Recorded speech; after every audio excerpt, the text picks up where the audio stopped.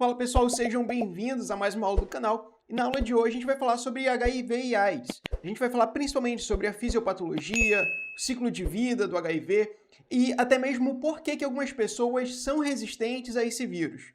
Bem, mas antes da gente começar, a gente precisa entender o que é HIV, o que é AIDS. O HIV, pessoal, ele é uma sigla que indica pra gente vírus da imunodeficiência humana. E ele é o causador da AIDS, né? E ela é caracterizada, pessoal, por uma imunodepressão profunda, onde o paciente ele começa a ter diversas infecções oportunistas e até mesmo neoplasias secundárias. Antes da gente começar a falar especificamente sobre AIDS e HIV, eu quero que vocês entendam que existem vários tipos de imunodeficiências. Inclusive, as imunodeficiências elas são classificadas como primárias, quando são congênitas, né, através de mutações hereditárias, ou até mesmo secundárias quando são adquiridas. E aí tem várias coisas que podem causar imunodeficiências: câncer, diabetes, desnutrição, inflamação crônica e até mesmo radioterapia ou quimioterapia para o câncer pode causar também imunodeficiências. E uma das causas de imunodeficiências secundárias que a gente tem é o HIV. Existem dois tipos de HIV diferentes. Existe o HIV do tipo 1 e existe o HIV do tipo 2, que é o HIV2. Bem, esse HIV1, pessoal, ele constitui a maior parte de casos de HIV em todo o mundo, né? Seja nos Estados Unidos, Europa e até mesmo África Central.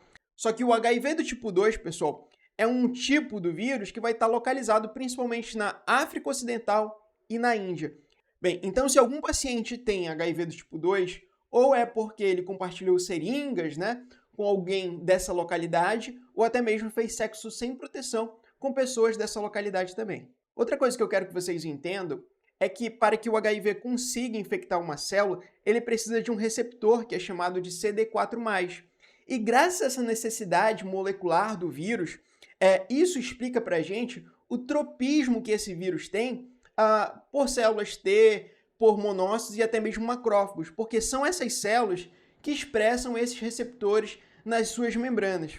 Bem, pessoal, só que quando o HIV ele encontra esse receptor CD4+, ele também precisa de um outro receptor para conseguir infectar a célula hospedeira, que podem ser de dois tipos. Ele pode usar um receptor CCR5 ou também usar o CXCR4. Então, as cepas de HIV que utilizam esse outro receptor, né, CCR5, são chamadas de cepas R5. Enquanto que as cepas que utilizam o CXCR4 são chamadas de cepas X4.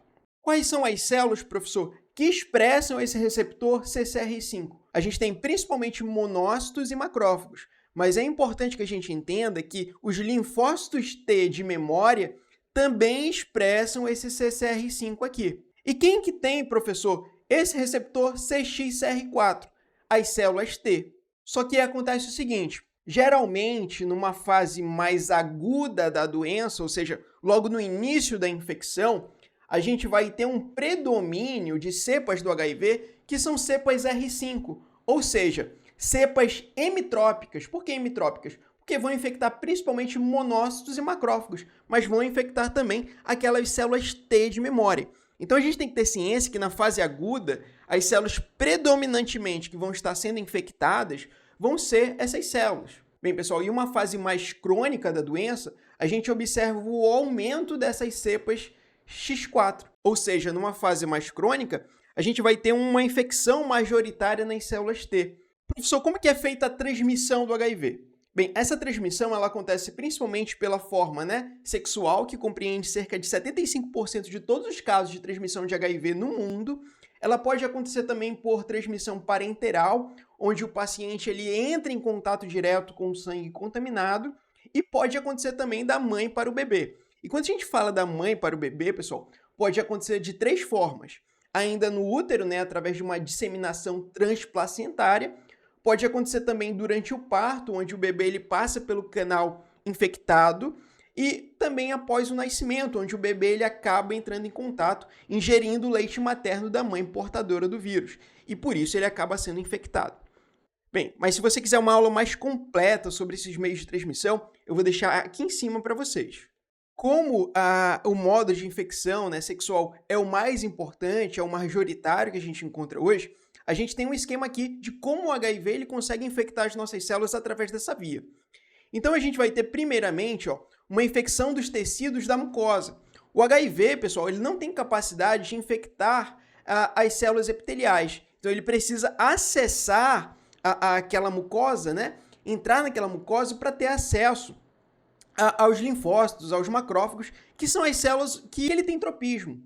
Então, nessa fase mais inicial aqui, ele acaba acessando a mucosa, principalmente através de lesões que surgem, né, ou durante o ato sexual, ou até mesmo pela pré-existência de outras ISTs que são ulcerativas, que facilitam essa entrada do vírus.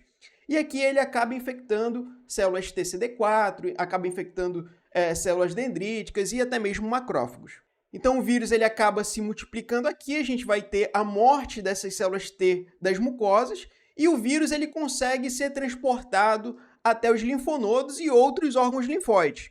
Então aqui a gente acaba tendo uma viremia, né, onde ele acaba infectando várias células T aqui nos linfonodos, e nessa fase a gente acaba tendo uma propagação dessa infecção por todo o corpo do paciente.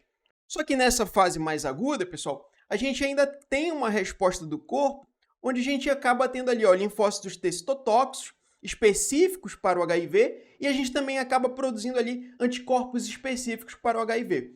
Com isso, nessa fase aguda, a gente até tem um controle parcial dessa viremia. Professor, e por que a gente tem somente esse controle parcial da viremia? Porque, pessoal, o vírus que entrou não é exatamente o mesmo vírus que essas células T e esses anticorpos vão estar combatendo. Por quê? O HIV, pessoal, durante seu processo de replicação, a gente vai ver daqui a pouquinho, que ele utiliza a transcriptase reversa. E essa enzima, ela permite que o vírus acumule diversas mutações. Então, durante o processo de replicação do vírus, desde a sua entrada, né, desde os seus primeiros ciclos de replicação dentre as primeiras células que vão sendo infectadas até agora, até esse momento exato aqui de produção de linfócitos T citotóxicos e também de anticorpos contra o HIV, é como se durante esse tempo todo, durante esse acúmulo de mutações, o vírus criasse uma quase subespécie específica para esse paciente. Então, o vírus que está sendo combatido agora não é o mesmo vírus que entrou. E por causa disso, o nosso corpo consegue fazer somente esse controle parcial da replicação viral. Bem, então o que vai acontecer aqui agora? Apesar desse controle parcial, o vírus continua se multiplicando, principalmente nos órgãos linfóides. Então a gente vai ter aqui o estabelecimento da infecção crônica. Vírus, né, são concentrados principalmente nos tecidos linfóides, como eu falei para vocês. Só que nessa etapa a gente tem uma baixa produção viral. E essa fase crônica aqui, muitas das vezes o paciente ele é assintomático. Professor, e o que o paciente sente na fase aguda? Geralmente ele sente sintomas de uma infecção viral comum, como se fosse uma gripe qualquer. Só que não é. Então aqui, pessoal, só que com o passar do tempo, né, o corpo continua tentando combater o vírus, continua tentando combater o HIV, começa a produzir citocinas, não só contra o HIV, mas também contra outras infecções que o paciente vai tendo. E se o paciente tem outras infecções, mais rápido ele vai adquirir a AIDS, né, se ele não fizer o tratamento correto. Por quê? Essas citocinas, a gente vai ver daqui a pouco, que elas têm um poder de amplificar a replicação viral. Então a gente tem aqui o aumento da replicação viral. E com isso a gente começa a ter cada vez mais uma depressão das células TCD4+.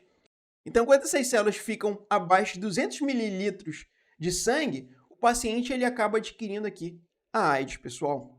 Bem, antes da gente falar como o vírus se multiplica dentro de uma célula, eu acho importante a gente entender como é a estrutura do vírus. Então o vírus, pessoal, do HIV, ele contém, né, uma membrana externa que é chamada de envelope viral. Nesse envelope, pessoal, a gente vai ter algumas proteínas, como a GP, né, a glicoproteína 41 e a glicoproteína 120.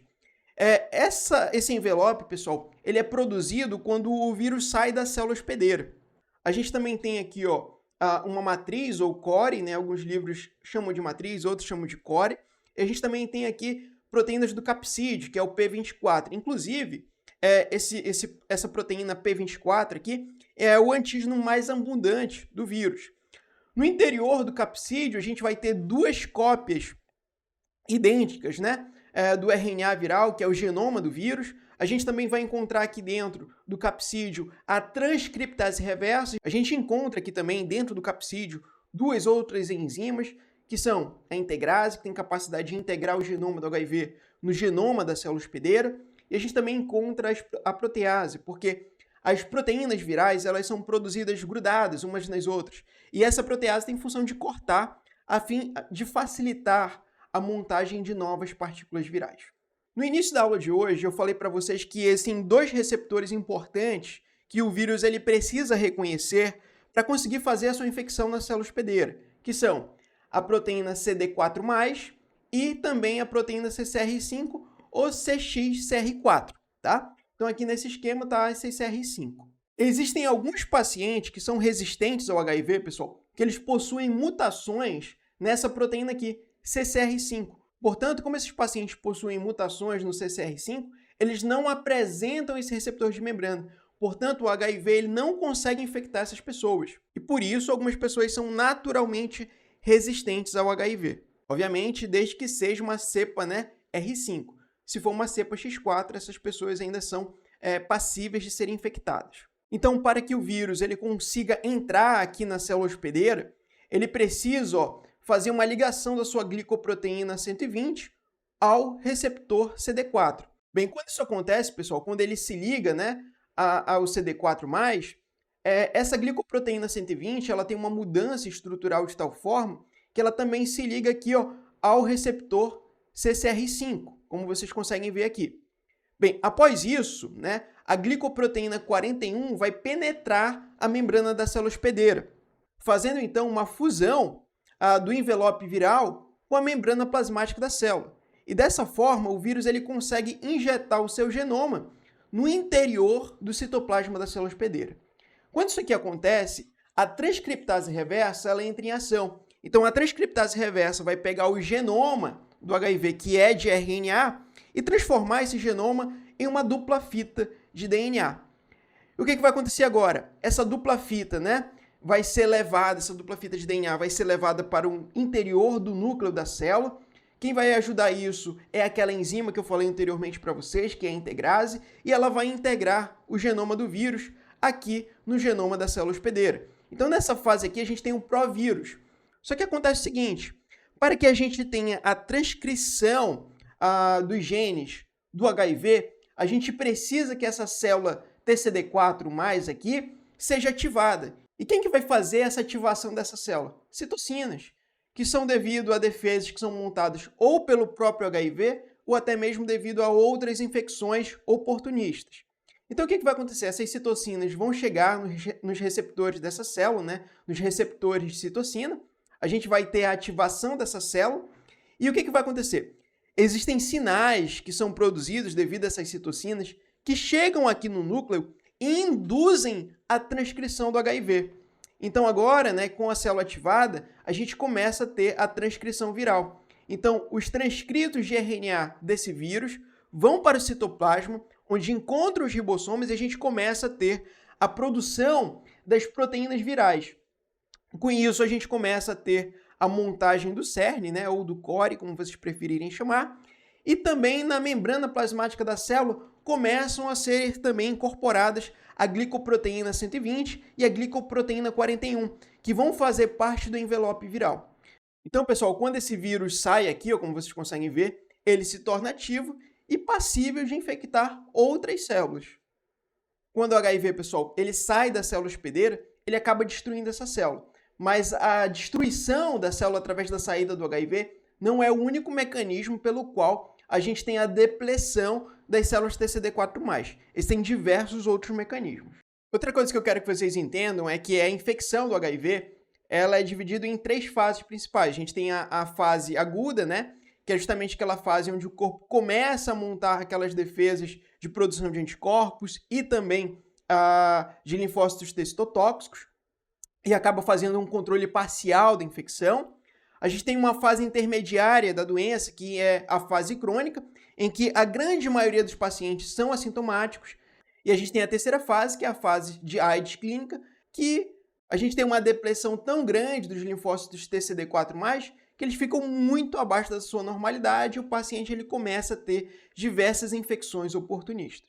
Bem, pessoal, e esse gráfico aqui ele é bem legal porque ele mostra pra gente justamente essas três fases, a fase aguda, a fase crônica e essa fase aqui que ele chama de crise, que é onde o paciente ele desenvolve a AIDS.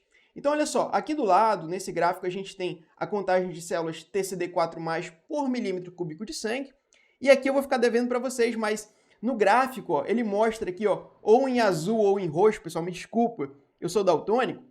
E nessa fase aqui, ó, ele mostra como que acontece a queda dessas células TCD4+, aqui, de acordo com a fase aguda, crônica ou a fase de crise. O que eu quero que vocês vejam? Que antes da infecção, o paciente ele tem uma contagem normal de células TCD4+. Mas, em paralelo, esse gráfico ele também mostra, ó, a viremia. E, para quantificar essa viremia, ele mostra a quantidade de cópias de RNA viral no plasma do paciente através dessa faixa aqui, ó, amarela. Então, ó, antes da infecção, né, a contagem de cópias, né, de RNA viral é 0. Mas percebam que cerca de 3 a 6 semanas aqui, ó, ela cresce rapidamente. E em paralelo à subida do RNA viral, a gente tem uma queda dos linfócitos TCD4+, até 6 semanas. Então aqui nessa faixa, pessoal, a gente tem justamente a fase aguda, que é justamente aquela fase que a gente viu naquele esquema que mostrava, ó, a síndrome aguda do HIV, onde o paciente ele tem somente sintomas gripais, né, sintomas de uma infecção viral comum. A gente vai ter aqui também aquela disseminação do vírus, principalmente nos órgãos linfóides. E percebam, pessoal, que logo depois a gente entra em uma latência clínica, que é justamente a fase crônica da doença. E durante a fase crônica, percebam que o paciente ele continua tendo, ó, uma queda da contagem de linfócitos TCD4+, por milímetro cúbico de sangue.